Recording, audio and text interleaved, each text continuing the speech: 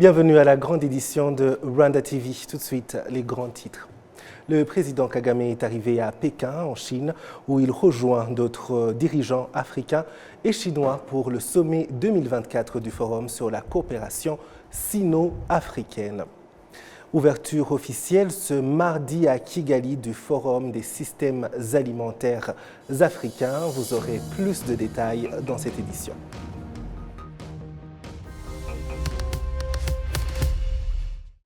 Encore une fois, bienvenue, chers téléspectateurs de la télévision rwandaise. Je suis David Carmel Ingabire. C'est une joie de vous retrouver.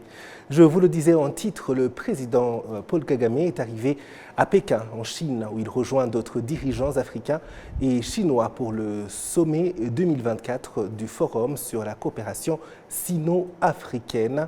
Le sommet sert de plateforme d'échange et de coopération entre la Chine et les pays africains entretenant des relations diplomatiques avec la Chine. Le président Paul Kagame est invité à assister à la cérémonie d'ouverture de ce sommet, à la suite de laquelle il co-présidera une session parallèle de haut niveau sur la gouvernance de l'État. Le président, accompagné d'une délégation rwandaise, s'entretiendra également avec le président de la République populaire de Chine, Xi Jinping, et sa délégation.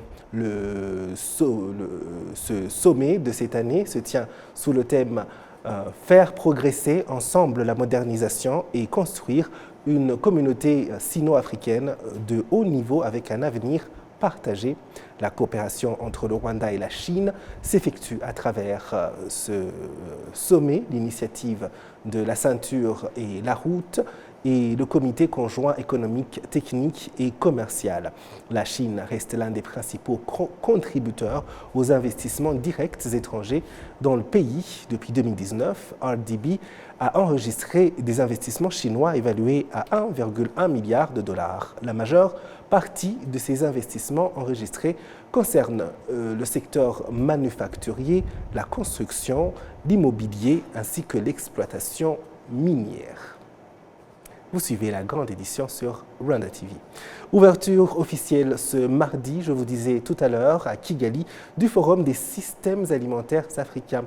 Il rassemble des dirigeants, des investisseurs, des universitaires, des organisations de producteurs agricoles et du secteur privé pour présenter des innovations, de meilleures pratiques et des investissements stratégiques essentiels pour accélérer la transformation des systèmes alimentaires à travers l'Afrique, avec un accent particulier sur l'autonomisation des jeunes et des femmes en tant que moteur clé du changement. Kassim Youssouf nous fait le reportage.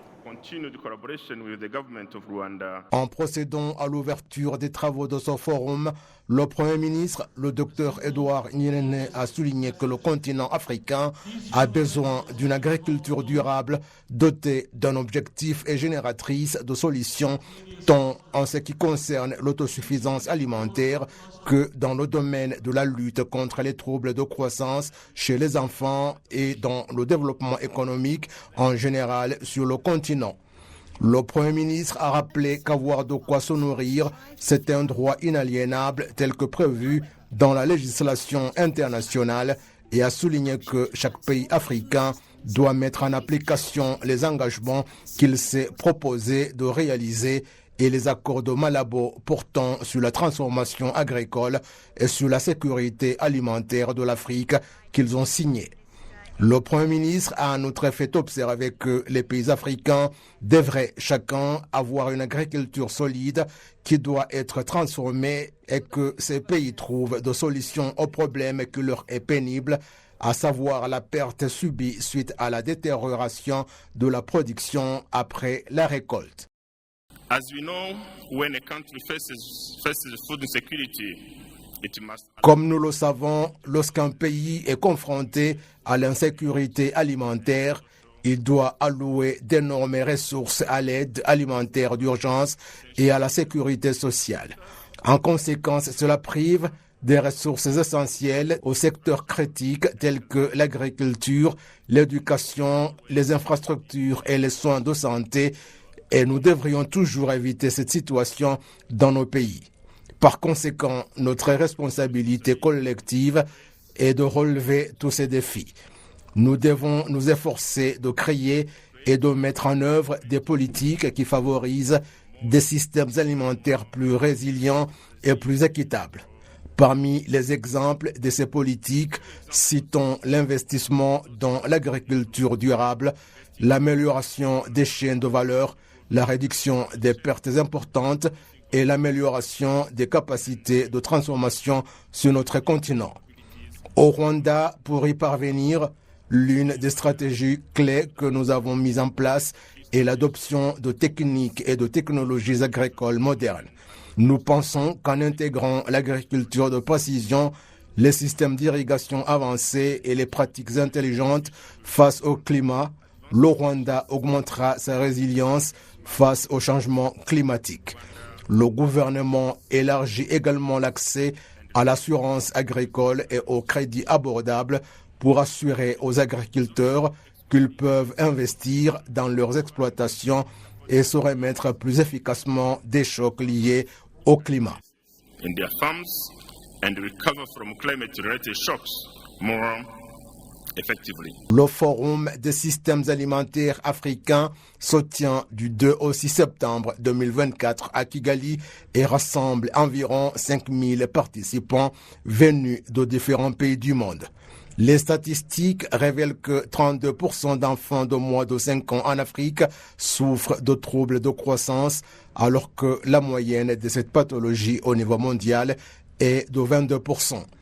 En Afrique, en outre, 20% de la population sont menacés par la famine, c'est-à-dire qu'une personne sur 5 n'a pas assez de nourriture. Le thème de cette année, innover, accélérer et passer à l'échelle supérieure, transformer les systèmes alimentaires à l'ère numérique et climatique, souligne l'importance de tirer parti de la technologie et des investissements pour promouvoir des systèmes alimentaires innovants, inclusifs et durables. Les experts dans le domaine du développement des affaires expliquent que les pays africains doivent travailler d'arrache-pied pour surmonter les défis sécuritaires qui mettent à mal la population africaine. C'est en tout cas le cas, du point de vue du docteur Sam Kanyamibra, qui indique que le problème de la sécurité alimentaire est si préoccupant sur le continent africain. Suivez. Comme vous le savez, l'Afrique est un continent qui dépend beaucoup des ressources naturelles et surtout de l'agriculture, étant donné que presque 80% de la population sont des agriculteurs. Donc il est important de bien gérer son système alimentaire. Il faut noter aussi que la population africaine augmente beaucoup par rapport à d'autres continents. C'est le monde entier, mais l'Afrique particulièrement, la population augmente beaucoup. Donc c'est un système qu'il faut gérer, surtout étant donné des défis que nous avons au niveau du changement climatique, de la dégradation de l'environnement, surtout que quand il y a cette pression sur le système naturel, évidemment, il y a des dégradations et tout ça va décliner avec le temps. Donc, il faut avoir des mesures appropriées pour faire face à ça. Quand on parle de sécurité alimentaire, les chercheurs, la plupart des travaux de recherche qu'on a s'orientent vers 4 pistes. Il y a d'abord l'accessibilité et il y a le contenu même de l'offre. C'est-à-dire qu'il ne suffit pas de manger, il faut manger bien. Ensuite, il y a la disponibilité. Et quand on parle de disponibilité, il y a la question de disponibilité à long terme. Des fois, en Afrique, on a ce problème de saison où on a une surproduction qu'on ne peut pas stocker et s'ensuit des périodes de famine parce qu'on n'a pas su rendre la production disponible sur un temps assez long. Et enfin, le quatrième volet sur lequel les gens s'attardent, c'est toute la notion de politique. Ce qu'on appelle agency en anglais, c'est toutes les questions d'administration, de politique publique qui sont, conducives, qui conduisent à assurer les 3 premiers critères. Donc, il faudrait voir ça dans ce cadre-là et de voir pour chacun des critères énumérés, les 4, l'Afrique fait quel score, les pays font quel score, au niveau de l'accessibilité, de la disponibilité, et de la disponibilité à long terme, et au niveau de l'administration, donc toutes les questions de politique publique, et surtout il y a une déformation anglophone, l'adéquatie c'est la façon de répondre aux besoins réels. Quand je parle de besoins réels, pour ceux qui nous écoutent, c'est que l'alimentation est faite principalement de 3 étages, les protéines, qu'elles soient d'origine animale ou végétale. Ensuite, toutes les questions d'énergie qui font qu'on soit solide et qu'on puisse bouger. Et toute la question de digestion, donc de fibres d'aliments qui correspondent aux 3 critères. Donc quand on parle de la valeur nutritive, il faut s'adresser à ces 3 volets principaux. Au niveau des gouvernements d'abord, il y a beaucoup d'engagements, de décisions, que ce soit au niveau international. Il faut voir par exemple la COP 28 qui s'est tenue en Arabie Saoudite la dernière fois. Il faut voir aussi au niveau de l'Afrique, l'accord de Mabalo la dernière fois au Mozambique, qui a vraiment l'année dernière à souligner, à engager les gouvernements à prendre des mesures bien appropriées, surtout engager tous les secteurs, surtout le secteur privé, parce que il faut des investissements appropriés. Ce n'est pas seulement les gouvernements, bien sûr, qui vont gérer la question, mais il faut aussi les investisseurs, le secteur privé, mais aussi les jeunes. Il faut noter que l'Afrique a beaucoup de jeunes et donc les mesures ne peuvent pas se limiter seulement au niveau des gouvernements, au niveau des fermiers, mais aussi à tous les secteurs de la société. Donc, comment on fait un stock de sécurité pour le carburant parce qu'il vient de l'étranger, on pourrait s'imaginer aussi qu'un stock de sécurité pour le maïs fonctionne.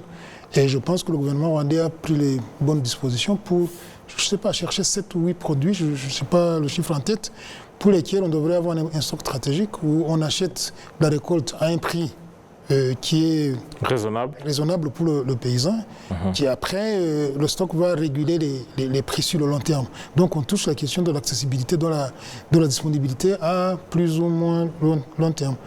Et c'est une façon d'adresser les problèmes qui sont liés à la chaîne de valeur. La deuxième solution, au-delà du stock de sécurité, c'est l'investissement sur la chaîne de valeur dans les systèmes de stockage de valeur ajoutée. C'est-à-dire que quand on produit le maïs, on devrait pouvoir faire la farine qui, elle, peut être stockée à plus ou moins moyen terme au lieu du maïs qui est consommé quand il est produit. Donc, les stratégies de réduction des déchets ou des rebus ou des rejets, ce qu'on appelle les pertes après récolte, les post-harvest losses, ça c'est les pertes après récolte, en moyenne se situent autour de 40% dans beaucoup de pays. Donc 40% c'est beaucoup, c'est-à-dire que le paysan, lui, il reste démuni et livré à lui-même parce qu'il a déjà perdu 40% à la récolte. Qui, à cause pour le maïs, le cas du maïs, c'est les aspects de séchage et de conditionnement.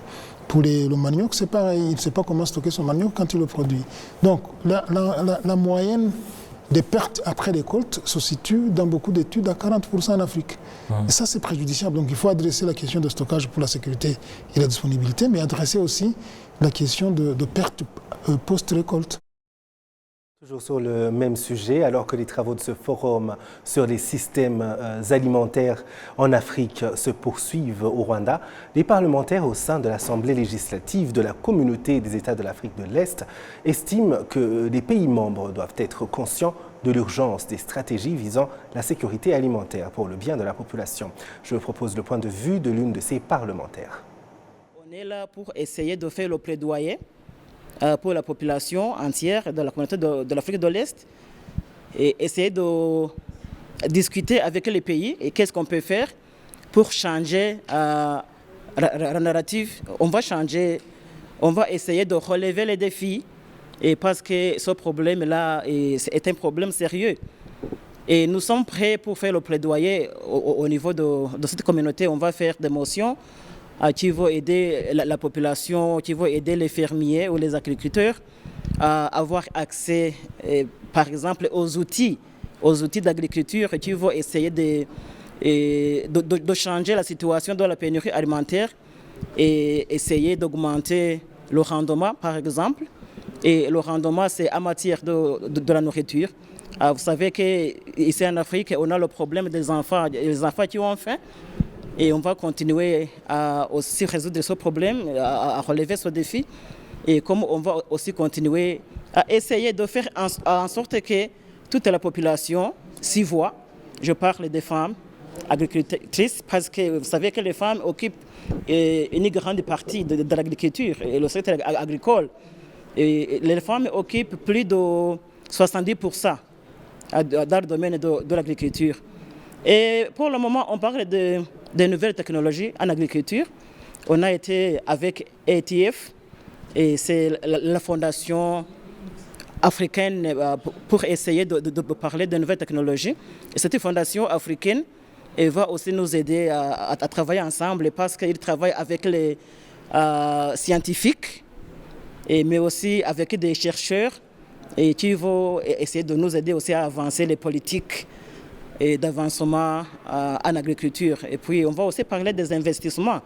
Parce que ce que nous allons dire à la population entière, la population de la communauté de l'Afrique de l'Est, c'est la façon dont on va changer et des calamités qui s'observent dans le monde, ce que nous appelons le changement climatique. C'est un problème très sérieux qui s'observe et on doit y travailler pour changer la narrative et aussi pour essayer de relever les défis et aider la population à avoir de la nourriture chaque jour parce que ça fait partie de notre mandat.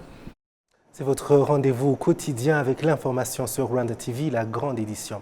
Les jeunes Rwandais nés en République centrafricaine et membres de la troupe culturelle Isango qui ont clos leur visite au Rwanda se déclarent heureux d'avoir appris l'histoire de leur pays et vu eux-mêmes la situation actuelle du Rwanda. Le point avec Jean Damascène Manishimwe. La République centrafricaine fait partie des pays qui ont accueilli des réfugiés rwandais, dont certains ne sont pas retournés au Rwanda depuis 30 ans. Les enfants de ces réfugiés ont toujours le désir de connaître leur pays d'origine. Leur intérêt s'est accru suite à la mission des troupes rwandaises visant à rétablir la paix en République centrafricaine. Actuellement, les jeunes Rwandais vivant dans la capitale Bangui font partie de la troupe culturelle Isango. Ces 24 membres arrivés au Rwanda pour la première fois se déclarent heureux de découvrir le pays de leurs ancêtres. En fait, c'est même ma première fois d'être ici au Rwanda. Moi, c'est comme un rêve qui se réalise. J'ai jamais pensé être ici au Rwanda, mais vu que je suis ici, vraiment, j'ai la joie que je peux même pas exprimer. L'émotion me déborde, je ne peux pas comment même vous le dire dans les mots, mais en un mot, j'ai la joie dans mon cœur. Et je sais, et maintenant même je suis un Rwandais qui a une carte d'identité reconnue sur le territoire rwandais. Je suis vraiment content, heureux pour tout ça. Moi, auparavant quand j'étais à Bangui, mes amis me demandaient même est-ce que tu connais l'histoire de ton pays? Je leur disais seulement ce que à travers mes recherches, je leur répondrai à travers mes recherches seulement. Mais moi, je ne savais pas tout en un mot. Mais j'ai eu à découvrir tas de choses sur le Rwanda. Et actuellement, je suis capable de leur convaincre, de leur apprendre aussi ce que j'ai eu à découvrir, ce que j'ai eu à comprendre ici au Rwanda.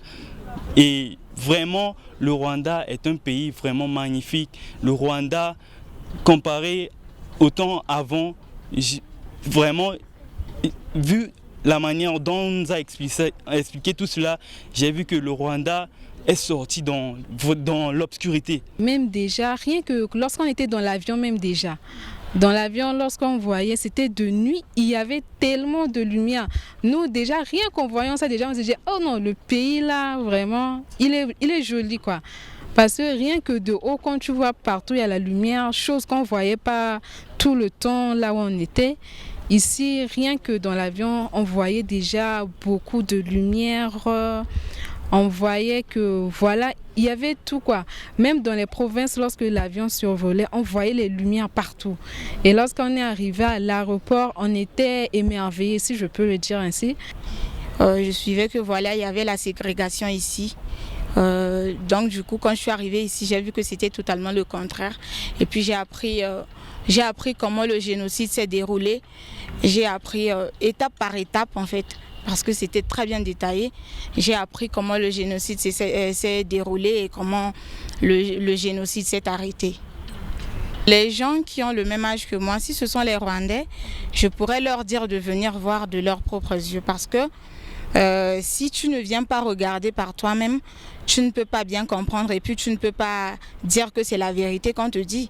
Ils peuvent dire que c'est parce que nous sommes là que nous sommes en train de dire ça. Non, c'est quand tu vas venir toi-même que tu vas regarder et confirmer que ce qu'on disait était la vérité. Et si ce sont aux étrangers qui parlent mal du Rwanda, à eux je vais leur dire que mon pays c'est pas ça. Le Rwanda, c'est un pays vraiment uni qui regorge une population qui est vraiment unie, les gens travailleurs qui s'aiment, qui n'est plus comme avant, qui n'ont plus de rancune comme avant, qui avancent dans la paix. La représentante des Rwandais vivant en République centrafricaine indique que faire venir ces jeunes dans leur pays visait à répondre à leur désir longtemps exprimé de connaître même le Rwanda, dont ils entendaient beaucoup parler, mais aussi de leur montrer la vraie réalité du Rwanda.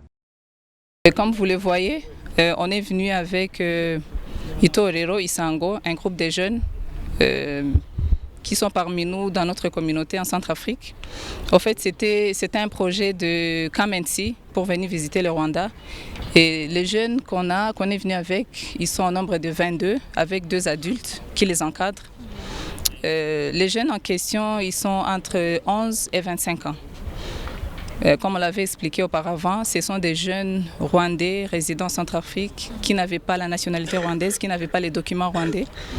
Mais par l'intervention de la mission diplomatique en République centrafrique, les Rwandais de notre communauté en Centrafrique et par la coordination de Minafet ici au Rwanda, donc ils ont pu organiser tous ces voyages, tous ces projets pour qu'on puisse être là aujourd'hui. Réalité des choses, parce que chaque famille ou bien chaque enfant connaît le Rwanda de sa façon. Selon l'histoire, selon ce que les parents racontent, peu importe. Mais là, on est là, ils sont venus voir par leurs propres yeux et témoigner et rentrer avec un paquet pour témoigner ce qu'ils ont vu réellement au Rwanda. Et soulignons qu'à l'occasion de leur visite au Rwanda, ces jeunes ont reçu leur carte d'identité passeport rwandais, ce qui fait leur fierté. Et lancement dans le district de Muhanga, au sud du Rwanda, d'un projet d'éducation sur la santé reproductive destiné à environ 1200 élèves de plus de 10 établissements scolaires. Les promoteurs de ce projet indiquent qu'il pourra doter parents, éducateurs et jeunes adolescentes de connaissances nécessaires pour faire face aux grossesses précoces chez les jeunes filles en particulier. Suivez. On aimerait que les enfants aient toutes les informations nécessaires pour qu'au moins ils arrivent à prendre les décisions responsables. Parce que actuellement et dans les années passées, nos familles, nos parents, nos ancêtres sont basés sur la culture rwandaise. On n'arrivait pas à discuter ou à avoir une conversation libre avec les enfants parce que on dirait que ce sont des sujets tabous. La sexualité est un sujet tabou dans notre société. Et concernant la méthodologie utilisée dans nos curriculums, les différents enseignants n'arrivent pas à s'exprimer librement parce que, et pour elles, et pour eux, et pour les enfants, ils ont honte. C'est pourquoi on a voulu intégrer le programme extracurriculaire appelé Grow Up Smart, qui permet normalement de donner une formation, des séances de formation et d'information aux adolescents, aux jeunes adolescents de 10 à 15 ans. Et ces documentations que nous utilisons ont une méthodologie appropriée. Ça a été testé ailleurs, ça a été validé par le ministère de la Santé et le ministère de l'Éducation. Et ça permet à engager des discussions, donnant des informations que les enfants ont besoin, sans toutefois faire appel aux collègues, parce que les discussions avec les collègues, il y a toujours des rumeurs. Et selon ces rumeurs-là, on se rend compte que les enfants n'arrivent pas à prendre les meilleures décisions parce qu'ils ne savent pas ou parce qu'ils apprennent par les pairs. Ils n'arrivent pas à discuter avec les parents parce que les parents, soit ils ont honte, soit ils trouvent que c'est aussi la responsabilité de l'école. C'est pourquoi, avec le programme de Grow Up Smart, on va faire des formations des enseignants qui vont rester au niveau des écoles. Ils vont former les élèves. Et de l'autre côté, on va former aussi les parents. Et parmi les parents, il y aura les volontaires de la santé communautaire, il y aurait les chefs de village, il y aurait aussi les parents faisant partie de l'association des parents enseignants. Donc ça permettra à descendre sur le terrain et à donner toutes ces informations aux voisins. Et le projet va être normalement...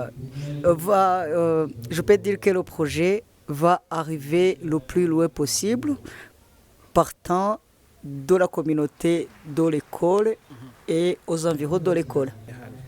Et les statistiques montrent que beaucoup de jeunes adolescentes subissent les conséquences de l'ignorance.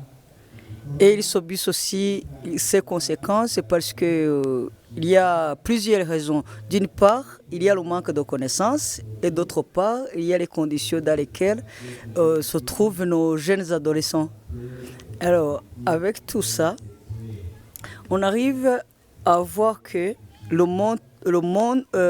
nombre de ces jeunes filles augmente de temps en temps. On se rend compte que le nombre de violences, même si on en parle, ça augmente.